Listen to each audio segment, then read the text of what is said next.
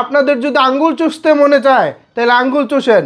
তুফান মাগনা বানানো হয় নাই, তুফান টাকা দিয়ে বানানো হয়েছে। সুতরাং তুফান চালাতে গেলে টাকা দিয়েই চালাতে হবে। আজকে যদি তুফান সিনেমার নায়ক শাকিব খান না হয়ে অন্য কেউ হতো, তাহলেও কি এভাবে এরকম নীল নকশা করে, চক্রান্ত করে, এরকম নোংরামি করে শাকিব খানের তুফানকে আটকে দেওয়ার চেষ্টা হতো?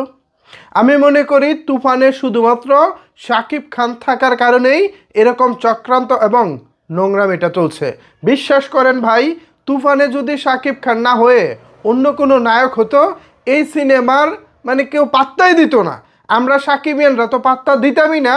চলচ্চিত্রের 19 সংগঠন বলেন আর 18 সংগঠন বলেন আর বিভিন্ন নেতা ফেতা বলেন, এসব নেতা ফেতারা এইসব ছবিকে পাত্তাই দিত না। অথচ তুফান এখন শাকিব খানের হওয়ার কারণে বিভিন্ন নেতাদের গরম গরম বক্তব্য এখন আমরা শুনতে পাচ্ছি। এই শাকিব খান যদি এই ইন্ডাস্ট্রি ছেড়ে দেয় তাহলে কি খুব বেশি ভালো হবে? কেন করতেছেন তুফানের বিরুদ্ধে এই চক্রান্তগুলো? হল মালিকরা তারা তাদের সামর্থ্য অনুযায়ী, যদি তাদের সামর্থ্য হয় তাহলে চড়া রেন্টালে বা বেশি রেন্টালে তাদের হলে তারা ছবি বুকিং করবে। আর যদি তাদের সামর্থ্য না থাকে তাহলে তারা ছবি বুকিং করবে না, দ্যাটস ইট। কিন্তু তা না, তাদেরকে এক ধরনের একটা ভয় দেখানো হচ্ছে, তাদেরকে এক ধরনের একটা বিভ্রান্তির মধ্যে ফেলে দেওয়া হচ্ছে। তাদেরকে বলা হচ্ছে এত টাকা দিয়ে আপনারা ছবি নেবেন না, আপনারা খরচ তুলতে পারবেন না, নানা রকমের ভয়ভীতি দেখিয়ে তাদের মধ্যে একটা ভীতির সঞ্চার করা হচ্ছে। এই চলচ্চিত্র মহল থেকেই একটি গোষ্ঠী এগুলো করে যাচ্ছে। কেন করতেছেন ভাই? আজকে যদি শাকিব খানের এই তুফান সফল হয়, ভবিষ্যতে কি আরও 10টা তুফান হবে না? ভবিষ্যতে কি আর চাইতে বড় বড় বাজেটের ছবি হবে না? সেই ছবিগুলো হলে লাভ হবে কার? নিশ্চয়ই ইন্ডাস্ট্রির। তাহলে আপনারা কেন এই ছবির পিছনে কলকাঠি নাড়তেছেন? আরে ভাই, জিনিস যেটা ভালো দাম তার বেশি হবেই, এটা স্বাভাবিক। আমি যদি একটা ছবি 5 কোটি টাকা দিয়ে বানাই, সেই ছবির রেন্টাল নিশ্চয়ই বেশি হবে। আবার যেই লোক 1 কোটি টাকা দিয়ে ছবি বানিয়েছে তার রেন্টাল নিশ্চিতভাবেই কম হবে। এখন 1 কোটিওয়ালার রেন্টাল আর 5 কোটিওয়ালার রেন্টালকে যদি এক পাত্রে ফেলে দেন, তাহলে কি সেটা মানানসই হলো? মোটেও মানানসই হলো না। সুতরাং সেন্সর বোর্ডে আটকাতে না পেরে এখন যারা তুফানকে সিনেমা হলে আটকানোর চিন্তা ভাবনা করতেছেন, আপনারা সত্যিকার অর্থে বোকার স্বর্গে বসবাস করতেছেন। একজন হল মালিক বছরের পর বছর লস দিয়ে শুধুমাত্র শাকিব খানের সিনেমার জন্য অপেক্ষায় থাকে। আজ থেকে ঠিক 2-3 দিন আগেও তো হল মালিকদের সুর অনেকটা তুফানের পক্ষে ছিল।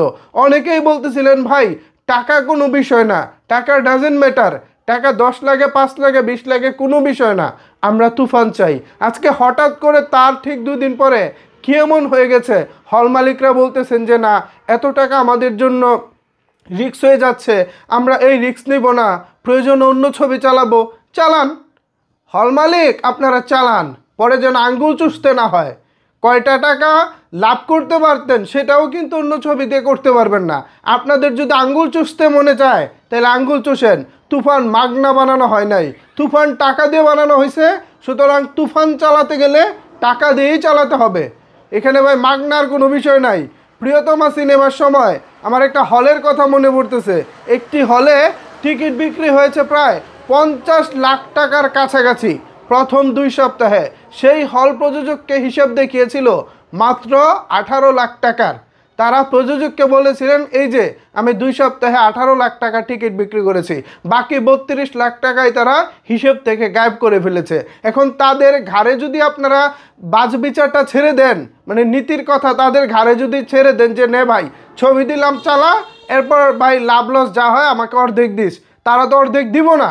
ওই এরকম 32 লাখ 40 লাখ গায়েব করবো, শেষে আপনাকে দেখাবে হচ্ছে 10 লাখ। এই 10 লাখ থেকে আপনার 5 আমার 5 হলো কি দিন শেষে ওই 45 লাখ টাকায় সে গায়েব করে দিল। এরকম হবে অবস্থা। এরকমটা তো হতে দেওয়া যায় না।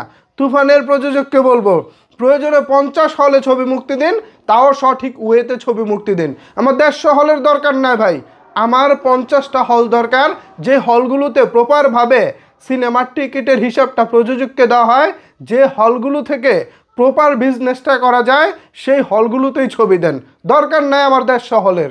যে 150 হল অন্যের কথা শুনে বিভ্রান্ত হয়, যে দর্শক হল অন্যের কথা শুনে নানা কথা বলে তাদেরকে আমার ছবি দেওয়ার দরকার নাই। আমার 50টা হল যথেষ্ট, ভালো মানের 50টা হল, যে 50টা হলে মিনিমাম কোটি টাকা বিজনেস করার মতো ক্ষমতা রাখে শাকিব খানের সিনেমা, সেই সব হলে দিবেন। আমি এমনও হলের নাম জানি, এমনও হল বাংলাদেশে রয়েছে যারা মিনিমাম 2 থেকে 3 সপ্তাহ সময় পেলে একেবারে ভাই 50 লাখ টাকার উপরেও টিকিট বিক্রি করতে পারে। এর জ্বলন্ত উদাহরণ তো আমাদের ঢাকার মধুমিতা রয়েছেই। এর পাশাপাশি মফস্বল এবং উপজেলা পর্যায়ে বিভাগীয় পর্যায়ে অনেক ভালো ভালো হল রয়েছে। সুতরাং তুফান সিনেমার প্রযোজক ভাইদেরকে বলবো, প্লিজ বিভ্রান্ত হবেন না, আপনারা কেউ হতাশ হবেন না, আপনারা একটু শক্ত থাকুন। এই যেসব হল মালিক ওইসব মানুষের কথায় একটু পল্টি নেওয়ার চিন্তা ভাবনা করতেছে, তাদের সোজা হতে ঈদের একদিনের বেশি সময় লাগবে না। ঈদের দিন পার হলেই তারা মনে মনে মনে হাত কেসবার বলবো যে কি ভুল করলাম, হায় হায় হায় হায় হায় রে কি করলাম। ভাই 2 লাখের জায়গায় না 4 লাখ দিয়ে আমি তুফান টানতে পারতাম। এই 2 লাখ আর 4 লাখ তো ভাই ঈদের 1-2 দিনে উঠে যায়। সর্বনিম্ন যদি 500 সিটের হলও হয়, ছোট হল, বা 300 সিটের হলও হয়, যদি 300 সিটের হলও হয়, 1 থেকে 150 টাকা টিকিট হলে সারাদিনে 4-5টা শো থাকলে ভাই ওই 2-3 দিনের বেশি ওই 3-4 লাখ টাকা উঠাতে লাগে না। আর সাকিবিয়ানরা যে কী পরিমাণ শাকিব খানের সিনেমা দেখার জন্য হলে ভিড় করেন তা তো নিশ্চয়ই হল মালিকদের অজানা না। যাই হোক, নিজেরকে হল মালিকদেরকে অনেক বোঝাচ্ছি। এবার আমার দৃষ্টি হচ্ছে পরিচালক রায়হান রাফি ভাই এবং 3 প্রযোজক বা যে প্রযোজক শাহরিয়ার শাকিল ভাই, যেহেতু অফিসিয়ালি শাকিল ভাইয়ের নামটা এসেছে এবং ডিজিটাল পার্টনার হচ্ছে চরকি, প্লাস হচ্ছে ইন্টারন্যাশনাল রিলিজের পার্টনার হচ্ছে SBF, এই হিসেবে 3টা প্রযোজনা প্রতিষ্ঠান একত্রিত হয়েছে। সো তাদেরকে বলবো, প্লিজ ভয় পাওয়ার কিছু নাই। আর যদি এরপরেও আপনাদের মনে হয় ভয় কাজ করতেছে, সংশয় কাজ করতেছে, তাহলে আমি মনে করি আপনাদের সিনেমা বানানো উচিত না। আপনাদের প্রোডাক্টের উপরও যদি আপনাদের জোর থাকে, আপনাদের প্রোডাক্টের উপরে যদি আপনাদের সেই ভরসাটা থাকে, তাহলে ভাই কারো কথা মাথা নত করবেন না, রেন্টাল নিচে নামাবেন না। হল মালিকরাই বলবেন আমাদের ভালো ছবি দেয় না, ভালো ছবি দেয় না, আমরা বিজনেস করতে পারি না। যখনই ভালো ছবিটা বানানো হলো তখন আবার বলতেছে যে রেন্টাল বেশি, রেন্টাল বেশি।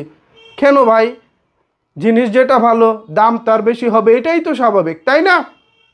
সুতরাং আমি প্রযোজক ভাইদেরকে বলবো, প্লিজ আপনারা কেউ হতাশ হবেন না, আপনারা কেউ ভয় পাবেন না। আমরা সাকিবেনরা আছি আপনাদের সাথে, সব সময় থাকব এবং যেভাবে চান সেভাবেই থাকব। আপনারা প্রয়োজনে বিকল্প পন্থায় ছবি রিলিজ করবেন, তাও আমরা সাকিবেনরা আপনাদের সাথে আছি, যেভাবে লাগে সেভাবেই আছি। কি সাকিবেনরা ভুল কিছু বলেছি? এই যে এতক্ষণ ধরে আমার কথাগুলো শুনেছেন, কোনো কথা, আমার এই কোনো কথা যদি আপনারা দ্বিমত পোষণ করেন অবশ্যই কমেন্ট করে জানাবেন। আমিও দেখতে চাই আমার কোন কথাটা রং হয়েছে, কোন কথাটায় আপনি আমার সাথে দ্বিমত পোষণ করতেছেন। অবশ্যই কোনো হল মালিক কিংবা হল প্রতিনিধি না, জাস্ট সাধারণ দর্শকরা কমেন্ট করবেন।